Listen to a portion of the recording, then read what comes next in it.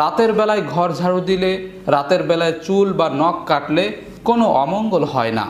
এটা মুরব্বীদের একটা কথা মাত্র। তবে যদি কেউ এর লজিক খুঁজতে চায় বা ব্যাখ্যা দিতে চায়, তাহলে এরকম ব্যাখ্যাও দিতে পারে যে একসময় এরকম রাতের বিদ্যুতের আলো ছিল না, ঘুটঘুটে অন্ধকার ছিল। অন্ধকার নামার পরে কেউ যখন চুল কাটবে, কেউ যখন নখ কাটবে, কেউ যখন ঘর পরিষ্কার করবে, তখন স্বাভাবিকভাবেই সেটা পরিপূর্ণ হবে না, কারণ আলোর স্বল্পতা রয়েছে। এ কারণে হয়তো কেউ নিষেধ করতে পারেন, তবে এটা মঙ্গল অমঙ্গলের বিষয় নয়। সাথে সাথে আমাদের সমাজের অনেক মানুষের মুখে এ কথা বলতে শোনা যায় যে ভাঙ্গা আয়নায় নিজের চেহারা দেখলে নাকি অমঙ্গল হয়, অথচ এই কথার কোনো ভিত্তি নেই। আবার অনেকের মুখে বলতে শোনা যায় ডান হাত চুলকালে নাকি টাকা আসে।